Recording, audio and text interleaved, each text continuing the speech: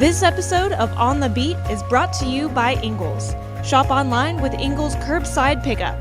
New curbside stores opening every week. Please welcome Mike Griffith. Well, hey everybody, Mike Griffith here. Welcome to tonight's special episode of Ingles on the Beat, and here to talk a little football, a little Harriet. I'll tell you, what a 24 hours, for Georgia football. It's been a busy time. It's been an exciting time, and man, the game last night, the way it started, you saw so much promise out of Georgia. You saw what we've been seeing all year long, ground and pound, play action, everything clicking along, 10-0 on the first play of the second quarter. And then what? And then things got crazy, and Alabama got hot. And you know what? To me, that's football. That's track. You're on a fast track. You're indoor. That's what can happen. And I know you all have a lot of thoughts. Feel free, share them. This is a great forum, for everybody to talk, have different ideas. Last night was emotional. We get that. I've written a lot of stories. Connor's written a lot of stories. Brandon went 2 hours last night. I know Jeff is working really hard on some positive recruiting news. So I've got a couple of thoughts about it. In one, I've obviously, just like you, I've turned this over in my mind. I've covered this tremendous season all year long. And I'll start out by saying that, this is postseason football. And I said this a few years ago, and Clemson fans never let me forget it. But I look at the 2018 Alabama team, for example, and I thought that was one of the greatest regular seasons in history. They beat everybody by 22 points or more. That was something that had not happened since the 1800s. And I remembered that. And I said, you know what? Whatever happens after this, that 2018 Alabama did something that we hadn't seen in over 100 years. And then 2019 LSU beat all those ranked opponents with Joe Burrow. And I think about, last year's Alabama team with 6 first-round picks. And I don't know what's going to happen, but I think about this Georgia team. And as a writer and as someone that's covered teams and chronicled histories, folks, I'm not going to forget the regular season. Holding teams to 6.9 points, you have to go back to 1986 Oklahoma to find another program. It's been 35 years since anybody had the sort of season that Georgia did. Now, I get it. It's about winning a national championship. It's about the playoffs. I understand that college football has become a playoff sport. But for a lot of folks like me, traditionalists, I've got an appreciation for the regular season. So that's one, is I compartmentalize. And that's a key word here. I think you've got to compartmentalize a lot of things right now to be an effective fan, right? There's a right way and a wrong way to do everything. And if you do it the wrong way, you're going to drive yourself nuts. For me, I have to be organized because I have to write a lot of different sorts of stories. I have to do a lot of appearances, presentations. I'll come with you tomorrow night. I'm going to have a show. I'm going to try to tell you more about Michigan. I've got some friends up there. I think most of you know I went to college at Michigan State. I covered Michigan State from 2012 to 2016. Part of covering Michigan State is being in tune with Michigan, which is 45 minutes away from East Lansing. So I've got some background with U of M, and I got a lot of friends up there that I still network with. So we're going to be able to deliver some great content for you over these next few weeks. Really excited about that. But compartmentalize. So one, my thought is last night was last night, but the Georgia regular season was unbelievable. It was storybook in so many different ways. And there were so many heroes, and Jordan Davis, and watching Stetson Bennett develop off of the bench, and seeing George Pickens come back from injury, and seeing Brock Bowers with, I think, the most prolific season by a tight end, certainly a freshman tight end in history. But, watching Brock Bowers look like Captain America out there. I mean, the guy had 10 catches last night for 130 yards, and that touchdown, like, he wasn't going to be denied. He broke 3 tackles, So I guess what I'm saying is, I think about that. I think about, okay, regular season. All right, now the game. Let's put the game in a box. And it didn't go well. It didn't go. There's no two ways about it. Nick Saban last year blitzed the Georgia quarterback more than anybody and had a higher success rate. Well, it's not as simple as just saying, well, then why didn't everybody? Because everybody doesn't have the sort of talent that Alabama has on defense. Alabama has a very talented defense. We knew that coming in. They had underachieved on defense all year long. They'd been inconsistent, but it was never a matter of Alabama not being really good on defense. And it certainly isn't a matter of Nick Saban not being a good coach. So, of course, Nick Saban was going to find a scheme that was going to take advantage of Georgia's weaknesses and try to neutralize the strengths. And that's what we saw. It's not a positive thing to lose an SEC championship game, but whether you won or lost, you were going to be in the playoff. You might be a 1 seed right now if you won, but you still had to win 2 games. It's pretty much okay. So we're talking about Georgia being a 3 seed. Do you remember 2017? Do you know who the 3 and 4 seeds were in 2017?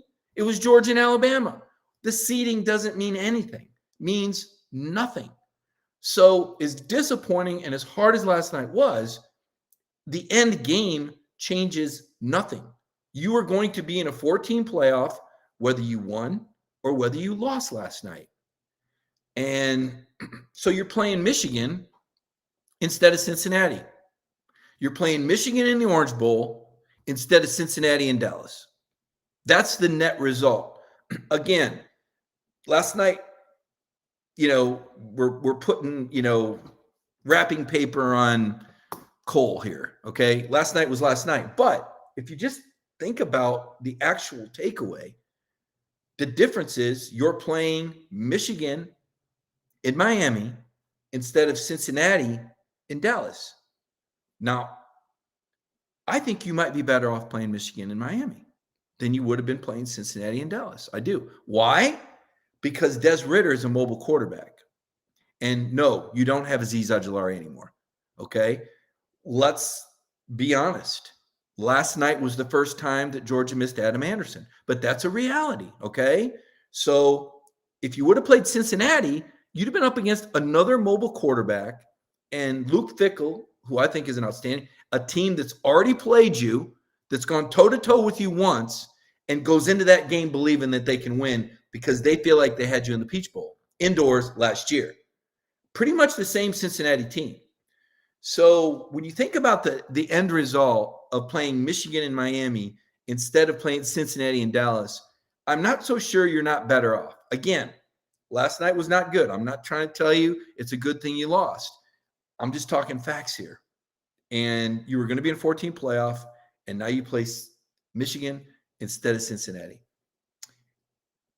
And Kirby has a catalyst for change. Now, I've read the same things. I watched the same game, and Kirby Smart and his staff watched it too. And that's what you've got to remember. Kirby wants to win a national championship. Kirby Smart watches tape. Kirby Smart is football genius. You can't build what Georgia has without football genius, without awareness. And Kirby and his staff do a great job. Alabama got the jump on them. Alabama beat them, did a better job. But let's face it, when you're 12-0 and you're winning by an average score of 40-8 in SEC games, and somebody comes up to you and says, you need to change something. I need to do what? We're winning games by an average margin of 40-8. And you want me to make changes? Now, how many of you would be coaching a team winning 40-8 and be willing to make a change to the way you were doing anything? I don't know about you, but I ain't changing nothing. If I'm winning games 40-8, I'm not making any changes. So let's say you play that game, and let's say you win. All right, let's say Bryce Young had an off night. You're still going to do things the same way going into a single elimination 14 playoff. Now, and who knows, Kirby may look at the film and decide that nothing changes. But now he's got a catalyst for change. He's got reason to change. He's got cause.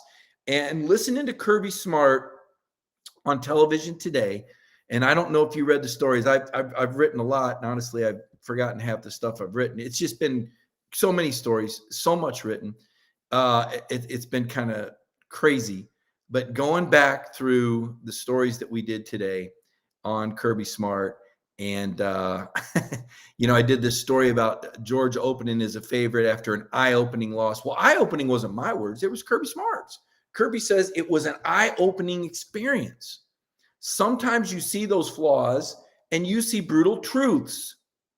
And the best way to handle those is have optimism and go to work. Right? So Kirby sees what you see. And now he has a cause for change. Or maybe not. He has to evaluate this at every position. For example, I wondered, and I haven't had the benefit of watching tape, but Jamari Salyer came back and played left tackle. I think that was a good thing, but I don't know. I didn't watch the tape. I thought the offensive line did pretty good. I didn't think that was an issue.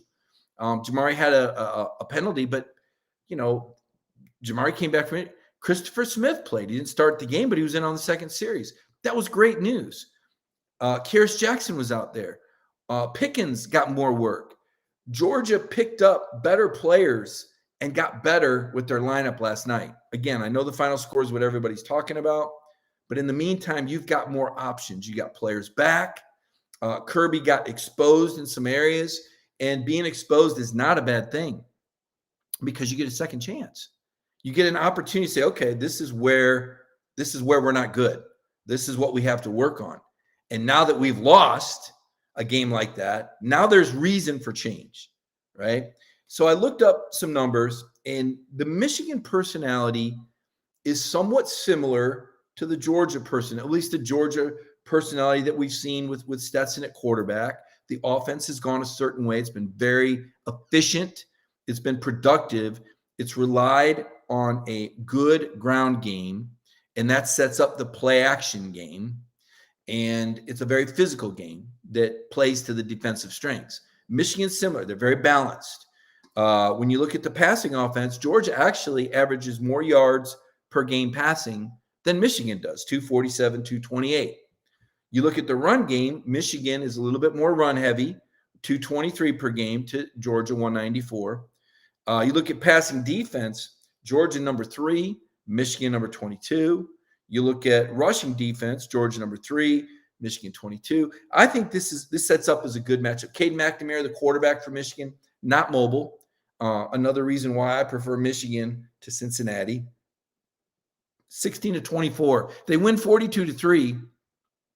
And the guy goes 16-24 for 169 yards with a touchdown and interception. Does that sound familiar? It should, right? He completes 64% of his passes, and he's got 15 touchdowns and 4 picks. Put those numbers up against Stetson. Very comparable, very similar. A couple of things when I think about right off the top of my head for this football game, one thing that's bothered me about Georgia, and it really didn't apply last night, they had not been fast starters in the 3 previous SEC games. And to me, that's kind of the trend, right? When, what did you do in your last 3 conference games? Michigan's only allowed 19 first quarter points this year. Michigan's been good in the first quarter. That to me is a big deal, right? I think one thing we saw last night is that Georgia, as it was last night, not a great catch-up team. We'd never really seen the Dogs in that situation. We saw them trail at Auburn 3-0. We saw them trail Missouri 3-0. We saw them trail Tennessee 10-7. But last night was really the first time that we saw Georgia trail in the second half. There's something to be said for that. Obviously, Alabama was comfortable in those gunfights, the shootouts. They had their previous 3 SEC games had been decided by one score that Alabama had played in. I think Alabama played with more of a sense of urgency. Again, Georgia knew they were in either way. There's a lot of elements to this. So while it was mind-blowing and I know people are frustrated, I kind of just want to go through some rational thoughts here and things to think about and understand that what happened last night doesn't necessarily mean that all is lost. I wrote stories last week saying Kirby had Nick Saban right where he wanted him. He did. He absolutely did. Georgia had a historically good regular season, and Alabama was coming off a game where they gave up 7 sacks and went to quadruple overtime and had a banged-up running back. Absolutely. Georgia had him where they wanted him. Give Bama credit. They got away. It happens.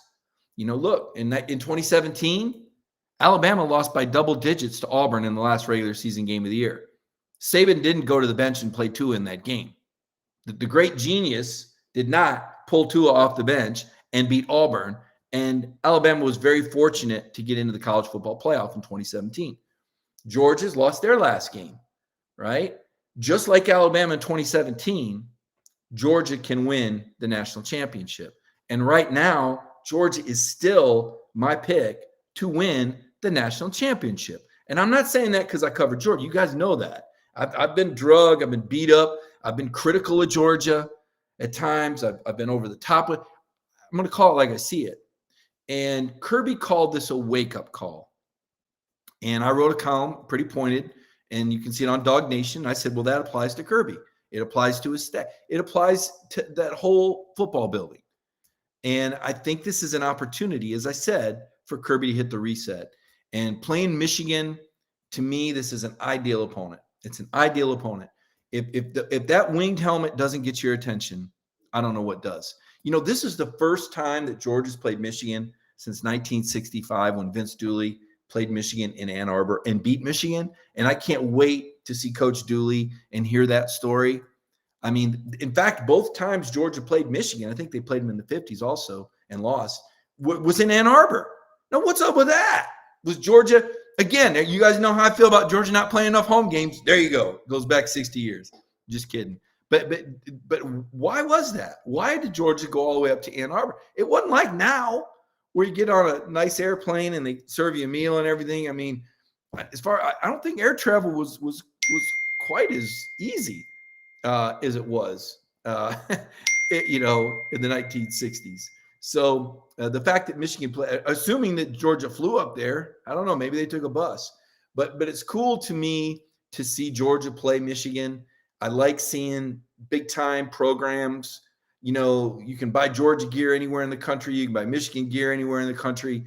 I mean, this is a awesome matchup. And the fact that it's a 7:30 game tells you it's like Alabama and Cincinnati's the warm-up, right? Like that's the undercard. Oh, yeah, that's the 3:30 game.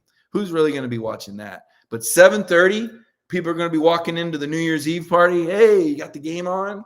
It's going to be Georgia and Michigan, center stage. And what a great opportunity for Kirby and the brand to get out there in front of the country, because Michigan's got a lot of alumni or sidewalk alumni fans. A lot of people like Michigan that didn't go there. They couldn't even tell you where it was on the map if you held up a map of Michigan, which is what us Michigan people do. And it's right about here, by the way, is where Michigan is. And I'm from right here. So I'm from pretty close to Ann Arbor. They couldn't tell you where it was at. They just like the uniform. It's a cool uniform, right? Does Michigan not have some of the coolest uniforms in college football? I think they do. And of course, Georgia. And I really hope Georgia gets to wear the red. I don't know if anybody knows that yet. I have not. I'm telling you, we've had a litany of things to do today as far as book travel and get back from Atlanta and write stories and press conferences. I don't know if Georgia I hope Georgia gets to wear red. But if they wear the whites, that's fine too. Both uniforms are classic, clean looks. I like that. I hope they don't do any, alternate uniform things, because you've got two great traditional brands here. And I just think this is going to be a fantastic game. The media, I mean, it's a college football playoff game too, right? So we've seen Georgia in some New Year's Six bowls, and that was pretty cool. All right. The Cincinnati game was a good game. I think it was better than a lot of people thought it would be. The year before, I thought the Baylor game was fantastic. I thought that 2019 team, they struggled and looked ugly all year, and they still finished in the top 10. And Fromm to Pickens. Pickens caught 11 balls in the first half of that game. Remember that? And gets MVP, and everybody's holding their breath when Pickens is on the stand to get the MVP trophy, because we don't know what he's going to say. Is he going to say something crazy or outlandish? No, he didn't. And now Pickens, so, and then the year before Texas, which, the Georgia players were all upset because they got wrong. I think they were wrongly left out of the playoffs. Some people would argue that, but they felt like they were wrongly left out of the playoff after losing a 7-point game to Bama. And so they didn't really, some guys showed up, but it just didn't seem like the Georgia we'd seen all year in 2018. And Jake Fromm even said that night. Chaney was slow to adjust it. Did he have one foot out the door at that point? I don't know. But Texas, they were back. Texas was back. Yeah. Where are they now? Where are you, Texas? So put it all in perspective is what I'm saying. If somebody would have told you at the start of the year that you were going to be in a 4-team playoff and you'd be playing Michigan in the Orange Bowl, I think you'd have taken it. And your health status, right? Most all of your main guys are healthy. Pickens is going to be back. They're going to tell you. Blaylock's going to be back. You got 2 healthy quarterback options. JT's going to be healthy. Stetson's going to be healthy. Your whole backfield's healthy. Milton, McIntosh, Zamir, Cook. You're going to have this tight end, this freshman tight end, who's going to set a new record for catches. Your offensive line, Broderick Jones is going to play well, and Jamari Salyer is going to play well, and Cedric Van Pran. If we would have told you all this before the season, you'd have taken it. You're going to have the most historically dominant season since 1986 in college football. You would have taken it. Jordan Davis is going to be a Heisman. You would have taken it. You'd have taken it. Now, the thing that's hard to swallow here is that it's another loss to Alabama. I get that. And the comparison that I make, and I tell my teammates about it, and I lose some of my teammates because I don't know if Connor really watched Dale Earnhardt drive the number 3 car. I don't even know if Connor could tell you that Dale Earnhardt drove the number 3 car. He probably would think I was talking about Dale Earnhardt Jr. By the way, I hope my mug doesn't offend anybody. It says, "I love New York." You never know what might offend people these days. And I don't even know if I bought it. It might have been a gift. But every year going to the Daytona 500, the big story was, is this the year Dale Earnhardt wins the 500? And we all wrote it, and we talked. One year he hit a seagull, right? One year he got a flat tire. Another year he got in a car wreck and car flipped over and he drove to the finish line and the wheels were bubbling and the roof was smashed in. And Dale Earnhardt lost the Daytona 500 every way there was to win it or every way there was to lose it. And then he finally won it. And then after that, it was like, now what, right? Georgia is still in the chase, okay? And Georgia still has a shot at Alabama. And we still have that anticipation of what's going to happen when Georgia gets another shot at Nick Saban. And Saban is the greatest. Let's just say it. Let's admit it. He's a great football coach. He motivated his players. They came from the dead. They were down 10-0. They were down 10-0 to Auburn. I mean, was that the same team that I was watching that was down 10-0 in the fourth quarter, but they scored 31 on this Georgia defense? It just goes to show you how quickly things can change. And so you can't get all sold. The same reason that Alabama was able to flip from being down 10-0 to Auburn going into the fourth quarter to being up 31-17 on Georgia going into the fourth quarter a week later is why you should feel optimism and have some faith that Georgia can still win this thing, and why you shouldn't let one game just ruin your life. And I get it. Georgia fans are passionate, and coming in last night, it was so cool. I put video up of the dog fans barking and the takeover at Mercedes-Benz Stadium. I mean, we were saying 3-1, but I think it was probably closer to 5-1. I mean, Georgia fans have been so loyal and so giving, and that's part of what makes it such a special program right now. But it's like Tim Tebow said today, anybody can lead and support when things are going good. But who are the real leaders? Who are the real team guys when you suffer a devastating loss?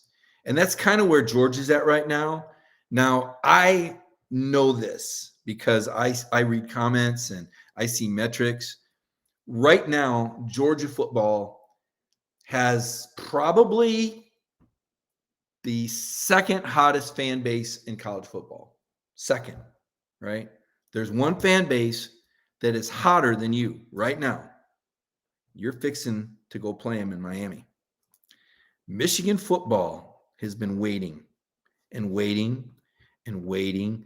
Do you realize this is the 7th year that Jim Harbaugh has been the head coach at Michigan, and this is the first time that he won the Big Ten? There is an explosion in Metro Detroit. Look up the numbers. Metro Detroit, Metro Atlanta, very comparable in size, both pro sports towns, right? Michigan is all in on this. I'm going to tell you, if you haven't gotten your Orange Bowl tickets yet, if you haven't made your reservations, jump it, because Michigan's coming, man. There's going to be so much blue down there, and the red needs to match it. That has been a winning edge for Georgia everywhere they've been. And they, if they would have had an opportunity last night, but the second quarter, things just went off the rails, right? And sometimes it happens. But I'm telling you, Georgia and Michigan are the two hottest. These TV ratings are going to be mind-blowing for Georgia and Michigan. This game has instant classic written all over it in terms of the fanfare, the buildup. You know, Jim Harbaugh, who played quarterback at Michigan, Kirby Smart, who played safety at Georgia. I mean, how cool is that? I mean, you don't see these kind of matchups like this. You know, Harbaugh, year 7 at Michigan. Kirby, year 6 at Georgia. Harbaugh, 57 years old. Kirby, 45.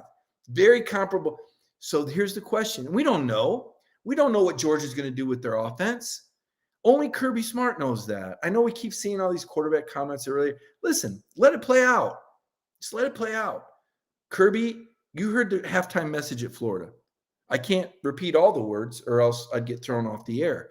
But he basically said this was Georgia's year. If you think for 1 minute that Kirby Smart is going to let this opportunity get away, you're crazy. Now, the question is, where are the players at? This is the question. Where are the players' minds? That was a tough loss.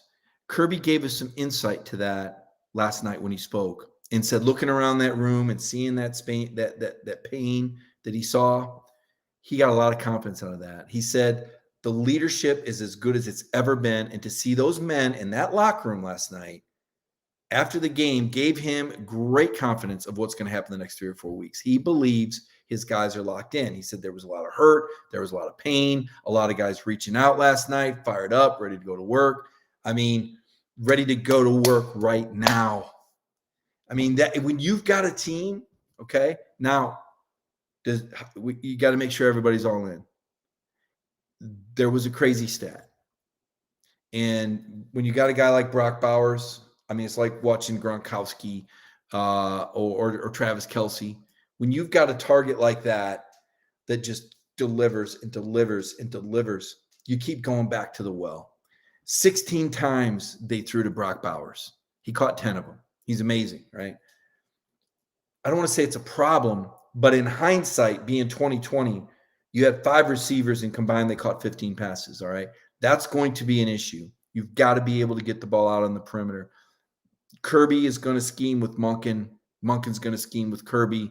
They're going to come up with ways to stretch the field. I thought the perimeter run looks really good. I got a lot of positive optimism the way Kenny McIntosh ran on that toss. I liked it. I was surprised they didn't do a little bit more. Michigan cannot score like Alabama. Georgia will be able to afford to be a little more patient with their run game against Michigan. I do think Michigan's defense is every bit as good, but I don't believe that Hard Rock Stadium in Miami Gardens is going to be as fast of a track as Mercedes-Benz Stadium. There's something about those indoor games and climate control. It's like watching basketball on grass, man. It's just different than an outdoor game. I haven't looked that far ahead into the weather. I know, usually there's a 10-day outlook. I don't have a farmer's almanac. I can't tell you what it's going to be like on December 31st in Miami Gardens. I can tell you I can't wait to be there. I don't know how many of you have been to that stadium. It is really a cool stadium. They've done a lot of updates over the last 2 years. This is a trip that a lot of Georgia fans told me throughout the year that they were really hoping Georgia would go to the Orange Bowl because Georgia hadn't been there since like 1960. Now, I've been there about a half a dozen times to cover national championship. I can tell you it's a cool venue.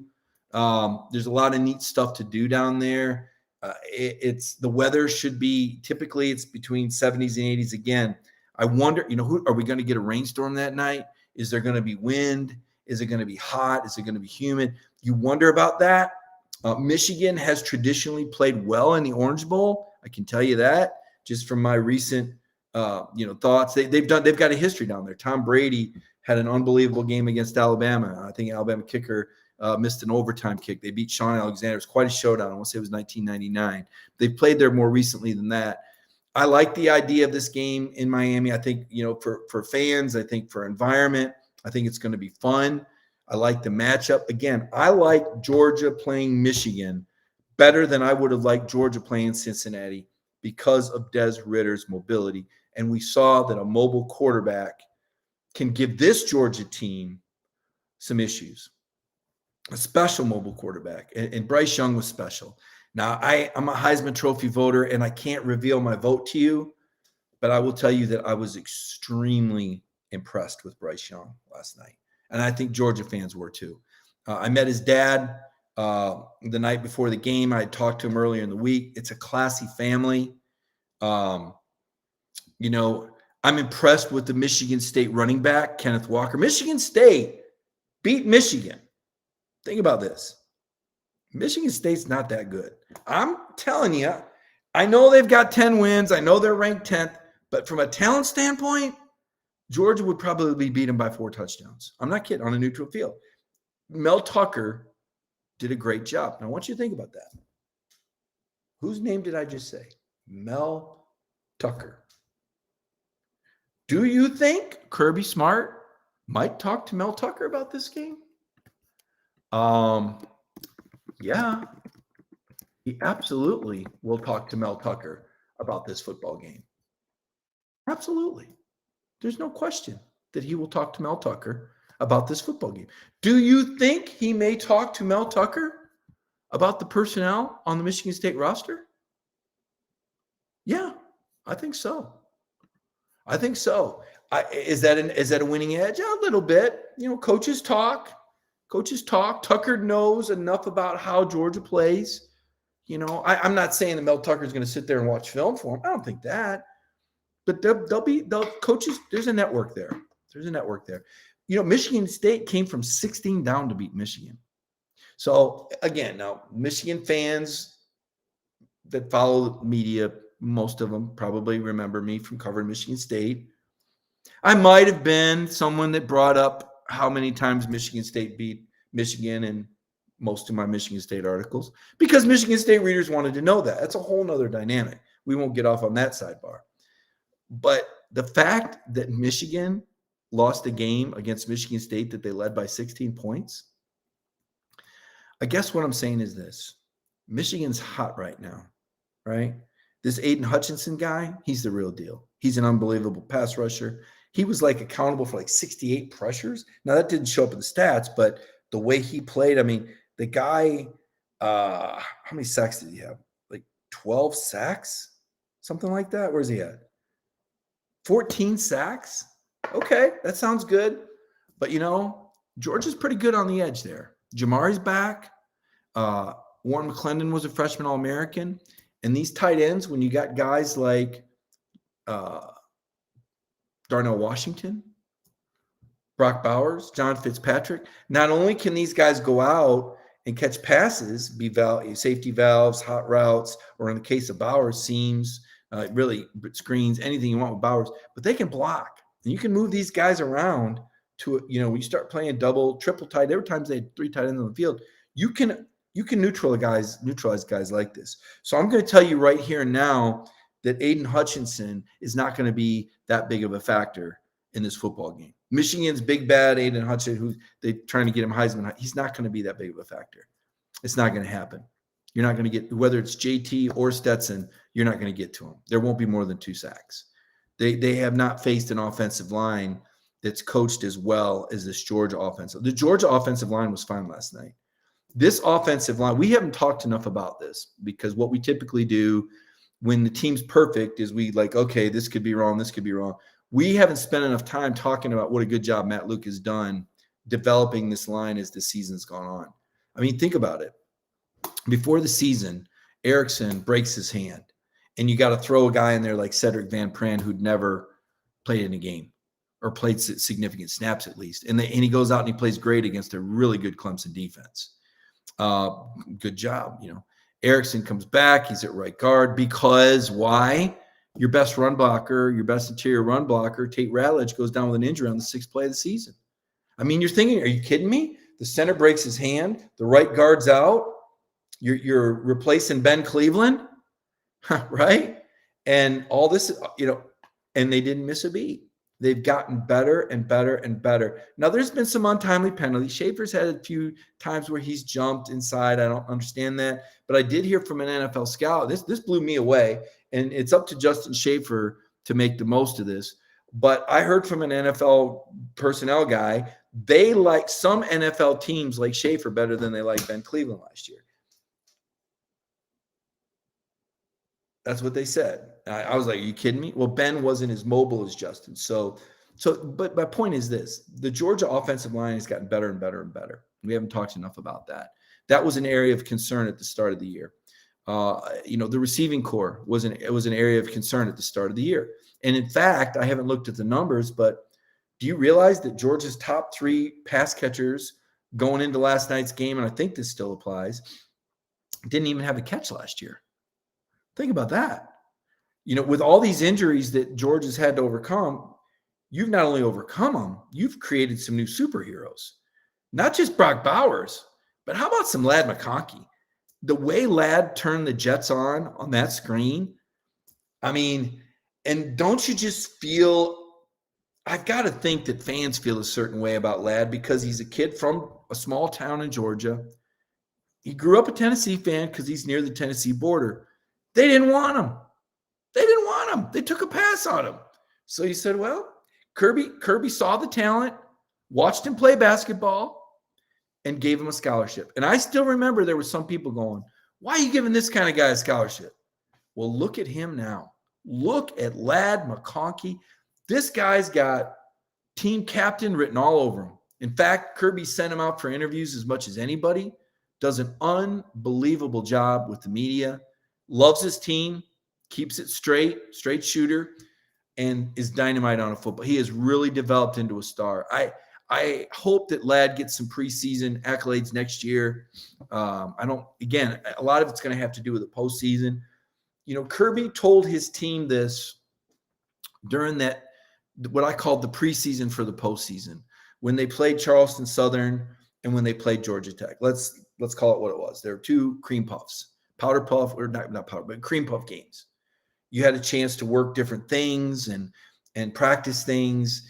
And I felt like that was a little dangerous because you lost that same sense of urgency. Now, the trade-off was you were able to rest some guys, but you lost playing at that SEC intensity level that Alabama had through the season. Now, it looked like Alabama was going to have to pay for it, but Brian Robinson played last night. I thought that was a big factor, by the way. When a lot of us were breaking down the game, we did not think Brian Robinson was going to play. We thought they'd be down to their next back. There's a big drop-off between Brian Robinson and Trey Sanders. That was a big factor that Robinson was able to go because you saw that Bama was able to do just enough with the run game to suck Georgia in and keep the Dogs a little bit honest with the pass rush. But back to my point, I felt like Georgia lost a little bit of an edge. And Kirby, if you go back and look, he said that too after the first, when they were getting ready for Charleston Southern. He didn't like the practices. And he was trying to convince the guys that college football has turned into March Madness in the sense of they're going to remember what you do in the Final Four. They're going to remember that. Everything else, like I said, you heard me at the start of the show say, I'm all about what Georgia did in the regular season, historically dominant defense, best since 1986. That stuff resonates for a historian like me that remembers the good old days when everybody played a great season and then you played 34 bowls and there were, 17 winners and all these people went away happy. We're in a world now where everybody wants just one winner. And if you're not first, you're last, right? We laugh about the Ricky Bobby movie, but it's kind of true. People have that mentality. If you ain't first, you're last. I can speak from experience. I coached youth travel softball, and my first year I won a College World Series. I say I won it, but really I had a 5'11" pitcher that threw 60 miles an hour at 10 years old. She won it. I just stood over there and made sure everybody's uniforms matched, and I filled up the lineup card, right? And coaches today do a little bit more than that. But the next year, because I won that World Series, all these girls wanted to play on my team. We were great. We played up. We played 22 tournaments. We got second in 15 of them, and we won like 5 of them. But I was the worst coach ever because I was second in 15. And we're like a year young. But you get my point. Everybody wants to win it all. Everybody wants to win it all. Listen to this mind-blowing stat. 10 out of the 14 SEC schools, folks, 10 out of 14 have changed coaches in the last 2 years. 10 out of, let me repeat that. 10 out of 14 SEC schools have changed their football coach in the last 2 years. The 4 that haven't: Georgia, Kentucky, Alabama, and Texas A&M. That's all right? Yeah, that's it. Everybody else has changed. So before you jump off the bridge, before you sell your sell your secret Gridiron Society Bulldog Club card, whatever, keep it in perspective. Georgia is among the elite. They're knocking at the door, and you're still in the Final Four, just like you would have been if you would have won. You play Michigan and Fort Lauderdale instead of Cincinnati and Dallas. Where would you rather be? Who would you rather play? That's kind of my takeaway from this. And like Kirby told his team 2 weeks ago, people are going to remember the Final Four. They're going to remember what happens from this point forward. This is part of the story, no doubt. But it's not the end of the story. It's just part of the story. And there's a lot of positives to take away from it. And the biggest positive that I could take away from it, if just looking at Georgia and evaluating the chances, is that now Kirby Smart has license to change. He has license to change. He has cause to change. I remember talking with Butch Jones after he was fired from Tennessee after the 2017 season. He was bummed out. I said, Coach, you got 5 years. 5 years is good. 5 years nowadays is good. Or look at Ed Orgeron. He won a national title. He got 5 years. I was telling Butch that. But I also told him this. I said, Butch, when I look at your resume and I look at what you did at Central Michigan, I look at what you did at Cincinnati, and I look at what you did at Tennessee, you won as many or more games from one season to the next at each one of those schools until 2017. This was the first year that you took a step back. It was a big step too. You didn't have cause to change. Why would you have changed anything when you're winning as many or more games from one year to the next? And now he won't have any problem winning more games at Arkansas State next year, by the way, because he had a horrible year. But my point is this, sometimes you need to be jolted a little bit. Sometimes you need a reality check. Or as Kirby Smart said, sometimes you need a wake-up call. So my thoughts are that fans should look at this as an opportunity for Georgia to evolve, to change. You took a loss, you took an L. Okay, you're not going to have a 15-0 season. Do you care? I mean, does it really matter? If Georgia beats Michigan and beats Alabama for the national title, right? That's what you want to see. You want to see the rematch. And oh, by the way, it's hard to beat the same team twice. Georgia gets a rematch with with Alabama. Things are going to be different.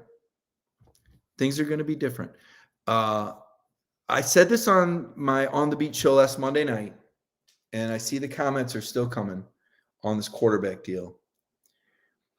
This is what you've got to understand. JT and Stetson work together. All right. As divided as some fans may be about it, the team is not. Now, the players, I'm sure everybody's got, but this is not a deal where these are two guys that hate. Look at where Stetson goes after each play. He goes to JT. JT helps coach him. JT knows the offense. JT is a coached up. This is good. You can like both quarterbacks. Okay. You can have your preference for who you want out there, but you can like both quarterbacks. Now, they have their strengths and their weaknesses. We know that. I mean, JT's got a little stronger, faster arms. Stetson's got more mobility. But the idea of rooting for one against the other or making derogatory comments about any of your own players, let me tell you, that is a bad idea right now. I'm going to tell you why that's a bad idea. Because while you love and support Georgia, and my job is to cover Georgia and provide critical analysis, right now Kirby Smart is on some jet plane or helicopter going somewhere to sell this program. And part of what he's selling is the fan base. And part of what he's selling is the support that Georgia gets.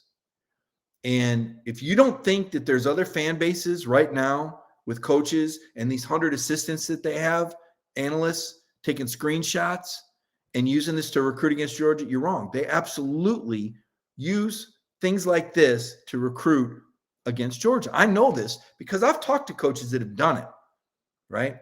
All my interviews aren't on the record. All my information isn't for public consumption. And I'm telling you, just like the football team has to pull together adversity, this fan base cannot have a meltdown. You just can't, because one of the positive things that Georgia has is the public support. And you got to keep that train going. And it's part of what makes Georgia what they are. And when I came on this beat 4 years ago, and I know some of you are still not quite sure what to make of me, and that's fine, because every day is a different day, and I'm going to tell you how it is regardless. But I told you right away, some initial impressions of the Georgia fan base was how supportive they were. And even right now, when I at times have seen some of the worst, it's still not as bad as I've seen. This is a really nice, supportive fan base. Yes, they're passionate, but there's a lot of football knowledge out there. There's a lot of people that have been following this program for a long time and appreciate what Georgia's done, right? Appreciate what Mark Richt did. Appreciate how Kirby's taken it up another level. I mean, 4 SEC championship games in 5 years. Think about that. That's amazing, right? 4 straight top 10 finishes. You know, you had the longest winning streak in the nation at 17 games. You still have the longest road winning streak in the nation. Absolutely has to do with the Savages or the Georgia fans that travel. The longest active win streak in road games belongs to Georgia. And you're still in line to win a national championship. So don't lose your marbles, right? Break it down. Like I said, compartmentalize. And it is what it is. Now, if you play the social media game and you get on Twitter, if you reach between the bars of the lion cage and you go on Twitter, an Alabama fan will bite your hand. You deserve it. I deserve it. I deserve it. I don't know why I do it. I'll pick up my phone and I'll just start looking through my messages. What? And I keep going. What am I doing? Why am I doing this? I need to put this thing down. Alabama fans are killing me right now because I said that Kirby Smart had Nick Saban where he wanted. Well, you know what? He did. They said, well, that didn't age well. And then someone said, that fairy tale idea you had, Mike, it didn't end too well. You know what I said? It's not over. It's not over. Now, I don't know if Georgia's going to win it all. That'd be my pick. I'm still going to publicly, because I think they are. If I didn't think they would, I would say I think they're going to lose. But I don't think they're going to lose. I think they're going to steamroll Michigan. I think that we're going to see 2 quarterbacks. I think that Kirby Smart is going to put the brain trust to work. And let me tell you, when Kirby flips that switch, you saw that halftime intensity of Florida. What do you think it's going to be like coming to work if you're a Georgia coach on Monday or Tuesday or Wednesday? Butts mirror, and I said this and I wrote it, it's spotless. And I'm sure many of you have been in there. You've probably been in that nice Hall of Fame exhibit they have upstairs. It's an awesome football building, but it's spotless, all right? You go in the football building, and there's nothing out of place. I mean, it is everything. There's no dust, and yet you smell sweat. It's really unique to be in a place that is absolutely spotless. But you smell sweat. You always can smell the sweat in the air. That's the best way I can describe Kirby Smart's football program.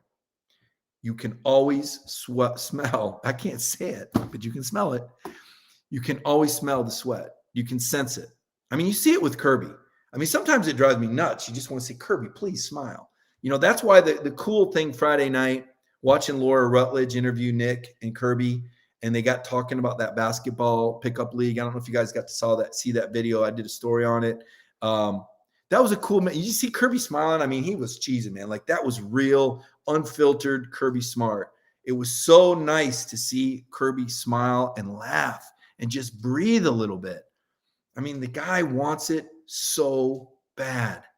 He wants it so bad that, like, every question we ask, it's like Kirby's mind. Does this help the program win a championship? No. Sterile answer. Cast aside. You know, he doesn't want any distractions, like, to a fault. It's like he just has this iron grip on it. It's like, dude, like, you know, you want, you know, rub the shoulder. Hey, relax a little bit. Loosen up. You got this. Right? You want to just say, but he wants it so bad. So my point is, as bad as you want it, and is eager and angry, you know, angry, and you've got all the answers, nobody is going to put more into this than Kirby. Now, again, I haven't agreed with him on everything, and I've been critical, and we can have opinions. That's okay. But don't take it to the point that you're embarrassing yourself or embarrassing your fan base or being critical of guys that are putting that uniform on, putting that G on to win for you. Don't take it to that point. When it gets to that point, that's not good in college sports. I get it in the NFL. They boo their teams, and pro baseball, they, you know, people, fans. That's pros. And yeah, I know some guys are getting NIL deals right now, but it's just different in the SEC. It needs to stay different. That's part of what makes the SEC so cool, is the fan bases and the support they get. And I'm not saying put your head in the sand and pretend like Georgia doesn't have anything to fix, or that there's not room for Of course there's room for second guessing. It's sports. It's Monday morning quarterback, and it's what we do. I'm looking at my fantasy football lineup right now. What did I draft this guy? And why do I have to play Tom Brady in 2 different leagues when he's got the Falcons, right? But we all have, right, those thoughts about, and that's okay. But don't allow yourself to cross that line into being, you know, for me, it's unprofessional, right? I got to be, you know, hey, I can't be unprofessional. I can be critical, but I don't want to cross the line. I think fans have a certain code and a certain line.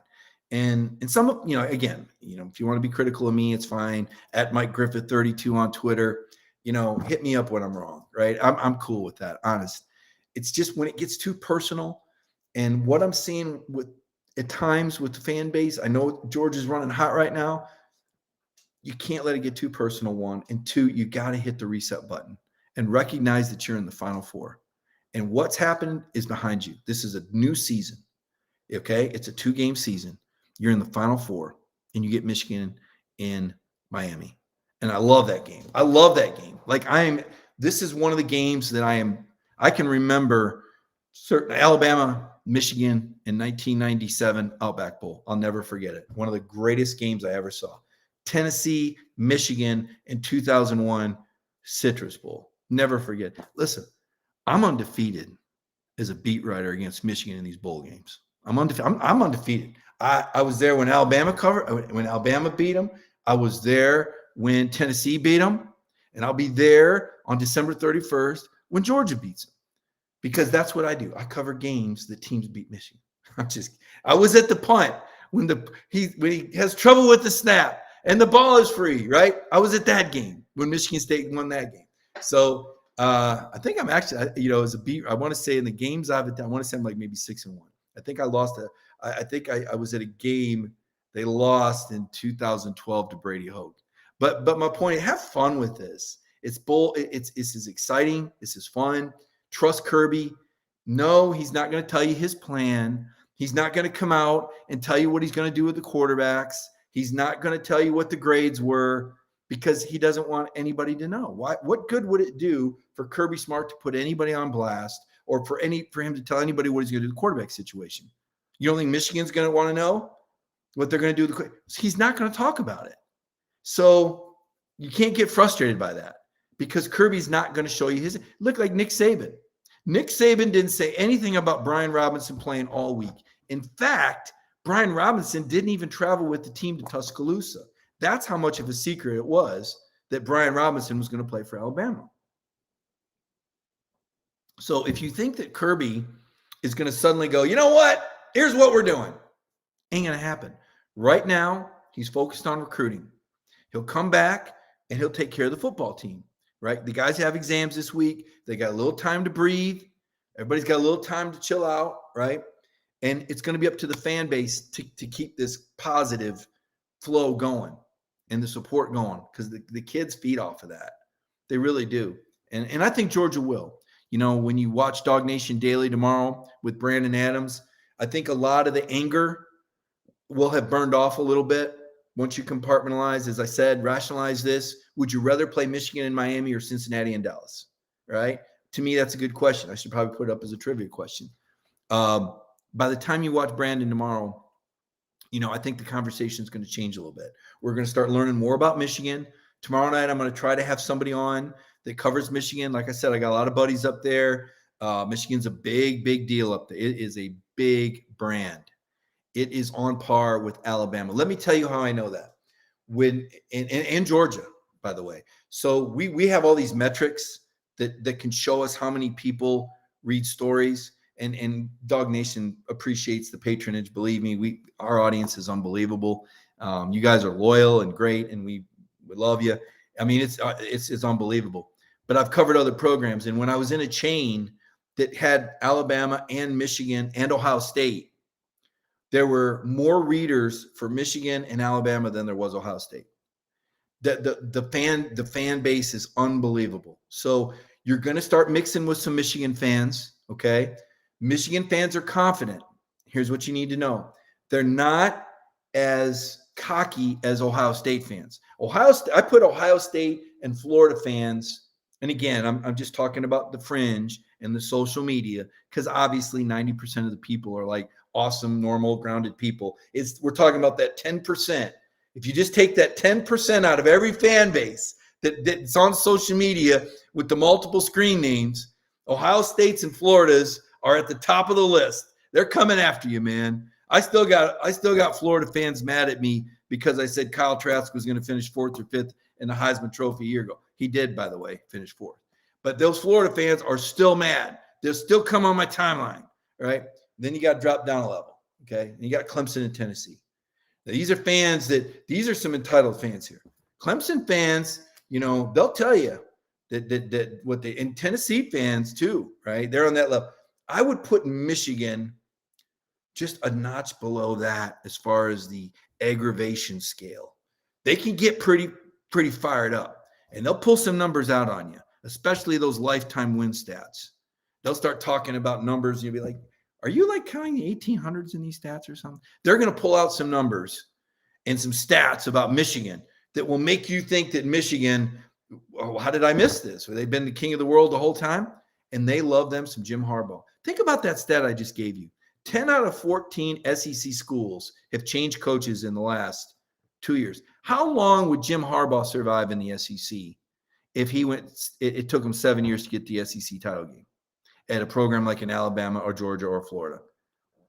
He wouldn't, right? That's the difference. Okay, a lot of loyalty for Harbaugh. They love Jim Harbaugh like you love Kirby Smart. They love him, love him, love him, love him. And you're going to see it. You're going to feel it. They're going to be on your timeline. They're going to be in your chat rooms. But for the most part, Michigan fans are pretty cool, right? They know they've got a great product. Like Georgia, they have an outstanding academic institution. I've said this before. Athens, to me, is comparable to Ann Arbor when we talk about all the great places to eat, the cultural scene, just what a gem of a college town it is. Love me some Ann Arbor. Love me some Athens. Comparable, cool cities. I give Athens a little bit of an edge there, though. I'm a little partial. You guys know that without that Jacksonville stuff I always bring up. I'm partial to Athens, but Ann Arbor is awesome. So they have a great college town, just like Georgia. They have a tremendous school, globally renowned, okay? Probably a little more cachet than Georgia, even though Georgia's closing in. Georgia's in the top 20. I want to say 16 now, public institution. I think Michigan's top 5. You know, they're really good too. But Georgia's ascending, as Kirby says, right? Georgia's joining that club where they got sports and academics. Now the campus it's all Georgia. Michigan doesn't compare. It just doesn't. Georgia has an incredibly beautiful campus, as most of you know. It has the better campus. They're proud of their Detroit airport. It flies everywhere. Well, Atlanta's a step up. They're a little bit closer to Detroit than Athens is to Atlanta, about a 35-minute drive. Whereas I think here in Athens, you're looking at usually about an hour 15. That's okay. But a lot of similarities between the schools. All right, I want to take a few of your questions before I go. I appreciate you guys joining me tonight. I know that, this was kind of we kind of just threw this together. We really wanted to have an opportunity for the fans to talk some Georgia football, to put this thing into perspective a little bit and, just kind of sort it out, right? We're getting ready to get into the first week after and kind of set the tone and how does Georgia football move forward? Kirby's going to control that in the building. BA is going to do a lot of programming this week. You fans are going to be in chat rooms talking about all this stuff. You guys keep bringing up Stetson Bennett and JT. Listen, Stetson Bennett had a great run in the regular season as Georgia's quarterback, and he may be the next guy up. He may be starting at Michigan. He had a tough night, but he also threw for over 300 yards. So it wasn't like he just was awful all night. JT's really good, but we haven't seen JT in a while. Kirby's the one who's going to evaluate that. So I would answer that question. Where was Brini? I think Brini played some. He didn't start. They went with William Poole, and Kirby talked about how Poole was a guy who played cornerback most of the time he was there. And so he wanted those coverage skills, knowing that Alabama was going to have a couple guys, running free. William Perry, always appreciate the compliments on Sunday night. For a while we did do a Sunday night show. I was doing Friday and Sunday, and my boss is like, "Are we going to try to do this 7? We can't do this 7 days a week. We can't do it 7 days a week, right? We try. I do a Monday night show. You guys know Connor Riley does a Tuesday night show. Jeff does a Wednesday night show, and then we have a Thursday night cover 4. Friday nights have been open, and then George is the show on Saturday, and BA does a post game show. So we're going 5 out of 7 nights, and then Brandon does 5 days a week on Dog Nation Daily and has us on as guests. So we do a lot of programming. We do a lot of the digital copy, a lot of content, stories. Connor, myself, Jeff will write some recruiting stories. BA will put his podcasts up. You'll see Michael Carvel, every now and then with some viral headline. Two-headed Martian, signs with Georgia. We kind of look for those kind of stories that are out there, right? I never did circle back on Will Anderson being recruited by Georgia. This was something interesting too. I found out Carson Beck was committed to Alabama, and it wasn't until Carson decommitted from Alabama that Bryce Young committed to Alabama. Once Carson left, that was what opened the door for Bryce Young to be there. So it's always interesting to see the moving parts. Let's see. What do we got? Any other questions for me tonight before we go? Now they're saying Green Apple Fossway says I'm saying a lot of words without telling you anything. That's harsh. That's really harsh. I think I've told you a lot. I think I've given you some great insight. You got to just listen closely. Y'all delusional media guys need to get your nose out of Kirby's butt and ask him why Bennett's the starting quarterback.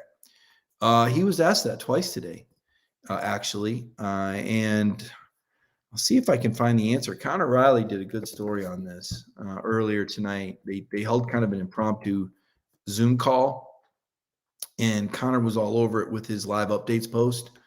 So I'll read you the answer about the quarterbacks that Kirby was asked about earlier today. He was asked if they considered putting JT in last night. He said, as far as the Stetson JT question, no, we never discussed that on the headphones last night. Obviously, we have to play better in a lot of areas, but to put any part of that blame or all of that blame on Stetson, there was a lot more to it. We've got to play better around him. We've got to play better on special teams, defense, really all facets of the game. There were some really, really good throws last night by Stetson so that only his guys could catch the ball. We've got to continue to work on some of the poor decisions in a couple of the throws that were picked off. So, listen, Kirby Smart isn't going to throw anybody under the bus. And I don't think any of you would want that. I don't know any parent that would want their kid to go play for a coach that's going to throw their kid under the bus after a tough game. I don't see it. If he would, that's not how Kirby does it. That's not the Kirby way. He was asked if he'd consider making JT Daniels the starter for the bowl game. He said he'd addressed that question already. So Basically, what he's saying is he's not putting all that loss on Stetson. Stetson did some good things. He said last night that it was like any other position. It would be evaluated. Folks, that's where Kirby's going to leave it. Kirby's not a guy that wastes any time worrying about things beyond his control or worrying about things that aren't essential at the time. That's where his whole win comes from. I went back and looked at his introductory press conference, and you should do that. Google Kirby Smart's introductory press conference at Georgia when he was hired, and he introduced win. What's important now? And what's important now, right now, is recruiting and the rest and recovery for these players and hitting the reset. Leadership kicking in, making sure everybody stays in tune. So when they start that bowl prep, that everybody's dialed in and ready for this Final Four run. That's what's important now. As a fan base, maybe you got to vent. Maybe you need to go out and run a couple miles in the morning. Maybe you need to do 20 push-ups. Maybe you need to, write something on our Dog Nation forum. I hope you guys are in there. I like to go in there and write notes and converse with people. If you haven't been in our Dog Nation forum, just Google it. You'll find our link for the Dog Nation forum. We got a lot of really good people in there with a lot of good ideas, a lot of back and forth. So anyway, yeah, that answers your question. Hire Joe Brady to coach Alabama or coach quarterbacks before Alabama gets them. I ran into Joe Brady at a place called Steak 48 in Charlotte the night before the Georgia Clemson game, and it couldn't have been nicer. I was really impressed. I get the feeling that Joe Brady probably wants to stay in the NFL. Now, I'm not saying that he won't play coaching college. I want to keep an eye on Brian Kelly's hires.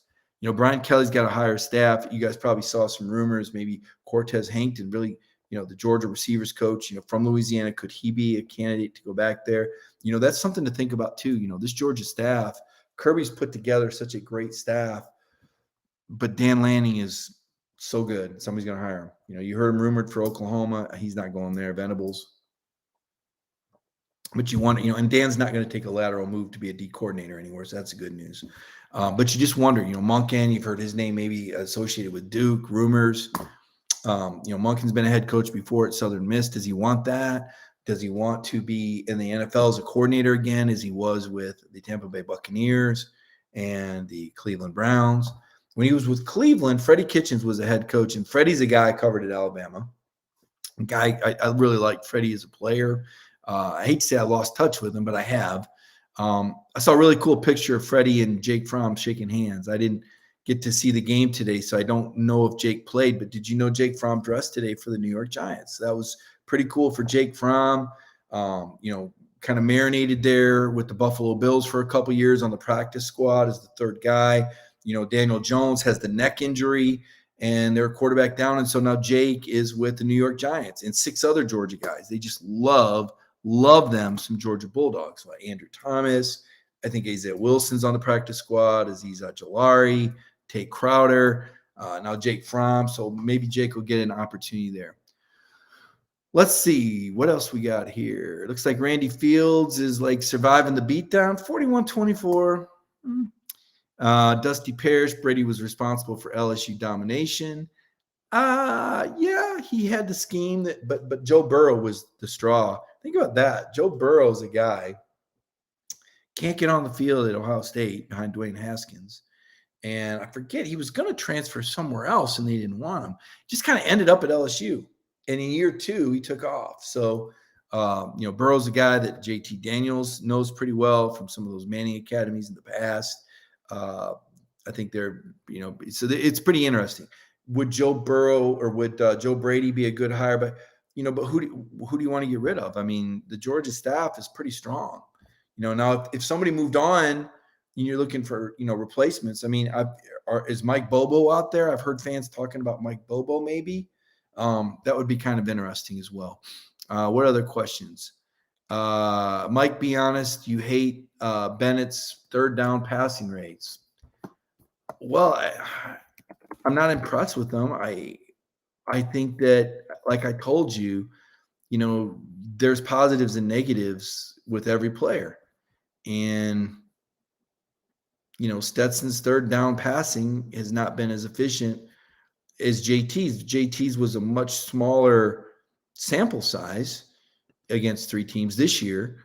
But yeah, I mean, that's, Stetson's, I think 29% on third downs passing for first downs, but he was effective on first and second. Again, this is data though.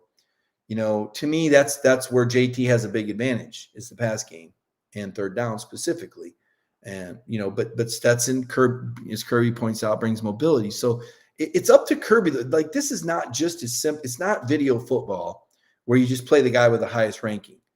It just doesn't work that way. It's a puzzle, and it depends on your personnel and the pieces that you have around it.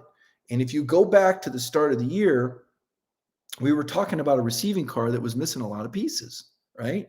Pickens was out, Blaylock was out, Burton was in and out with injuries. Marcus Rosemy, Jack Saint was coming back from a foot. Darnell Washington was out. So the passer, JT, you didn't have all those complementary. It's like a point guard. Like, if you don't have a lot of good perimeter shooters, then maybe you want more of a scoring guard, right? Where, because you didn't have all those pieces, like going back to Jake Fromm, Justin Fields. Part of the reason Jake Fromm was playing ahead of Justin Fields was because he could distribute the ball. Jake was better with pre-snap reads. He was more accurate, and he could get through the progressions quicker than the freshman version of Justin Fields, which everybody forgets. They want to apply like today's Justin Fields to 2018. The Fromm was the guy because he fit the personnel better. And that's part of how Kirby constructs a team. Who fits the personnel?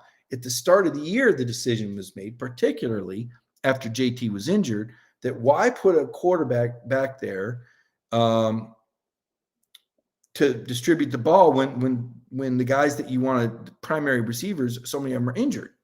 So the advantage of having a running quarterback that demanded an extra hat in the box to account for him, that's what made sense to Kirby. And then you started winning games. Like I said, you were winning an average 40-8. And so, talking with other football people and football coaches from other programs and asking them, because they watched film of Georgia, they said, what we figure is Kirby Smart doesn't want to fix something that ain't broke. They're winning with it. Now, what happens next? Again, I don't know. Stetson's done enough good that Kirby could probably justify keeping him at the quarterback. If JT is practicing as well as all indications, then he could probably justify making a change. But that's a decision for Kirby Smart and Todd Monken to make in film review and with the feel of the team. How healthy is Pickens, right? He only targeted 5 times. He played more, but Kirby made a reference to his conditioning, right? So how far back is Darnell? How comfortable is Georgia with double, triple tight end versus 4 or 5 receiver sets? What does the game plan for Michigan call for? Do you game plan just for Michigan, or do you game plan for a unit that you believe could win both games?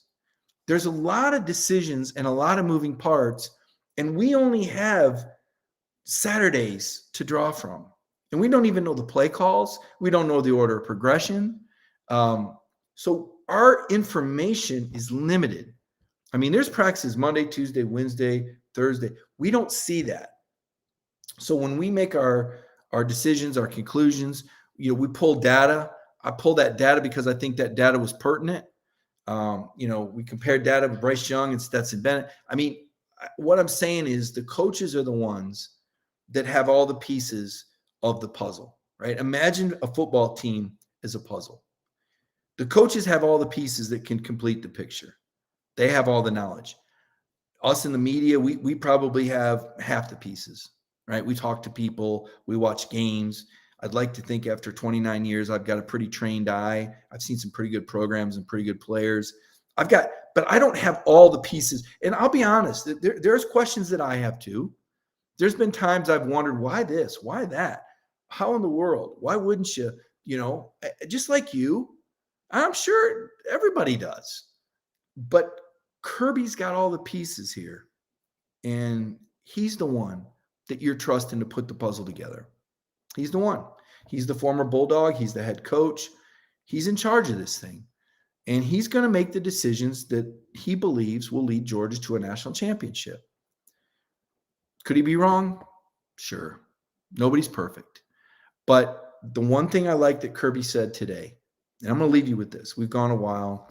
I hope you guys have enjoyed the broadcast. I've enjoyed talking to you guys tonight. I've enjoyed covering this team. It's like a movie. Honestly, like the movie's just not all happy, right? It just doesn't happen. Not everybody can be, last year, Alabama, they had some stumbles too, by the way, or LSU. There's a little drama to this. That's okay. Enjoy the ride a little bit, the roller coaster. Enjoy it a little bit. That's why you get on it. That's why you're a fan. There's a danger you invest yourself. It hurts right now. It should. It hurts the players too if you're a fan. But enjoy the ride, is what I would say. Compartmentalize and recognize. Hit the reset. It's a 14 playoff. You're the same place you would have been if you won. The only difference is you're playing Michigan and Miami instead of Cincinnati and Dallas. That's what I'll tell you. That's my takeaway. And I'm going to make more calls. And I've already made calls. And I'm going to tell you what I've been hearing today. It's pretty exciting. I'm going to tell you, I can't write everything, but I've got reason to believe that Georgia's going to be a pretty good football team here in a few weeks. I can just tell you that. So stay tuned. Let's listen to Kirby when he talks. Check out BA tomorrow and have a little confidence right now. All right. There's a reason why I'm picking Georgia to win it all. That's all I'm going to tell you. There's a reason why I'm picking Georgia to win it all. Kirby's smart. This ain't his first rodeo, folks. And if you don't think that what happened last night lit a fire under Kirby, you haven't been paying attention. You know Kirby's smart. You know already, right? So enjoy the week. Have fun with Brandon in tomorrow morning, all right? Give BA a little love. He worked his tail off late with you last night. 2-hour show after. I mean, who else does a 2-hour post-game show? That's unbelievable. I mean, that's serious. So, hey, man, have a good week. I can't wait. I'll be on tomorrow night. I'll bring you a Michigan guy to talk up Michigan. Come with some questions. If you don't follow me on Twitter, at Mike Griffith 32, please do, at Mike Griffith 32. If you're not throwing stones and criticizing me, then I need you to be on my side and helping me out because these Michigan people are going to come after me pretty soon. I just know it. I can feel it. They're going to remember. They're going to go, that's the guy that was covering Michigan State from 2012 to 2016. And he went to Michigan State. They're going to come after me. So I need the Georgia fans on Twitter to have my back. Or at the very least, to tell me you don't like me. One of the two. I just don't want any indifference. Let's just be honest and straight where we're at with it. I don't want any in between. I don't play the in-between game, right? We don't do it. Hey, everybody, have a great week. Thanks, Michael Carvel, for the production. Thanks, Georgia Sports Information. We've had a great season. Thanks to Claude Felton and his staff. They make our jobs easier. And, man, it's been a great ride. But like I said, it's not over. That's what people need to remember. It ain't over. Georgia's in the playoff. We got a new season, and it starts this week. Everybody have a great Monday night, and I will talk to you tomorrow night.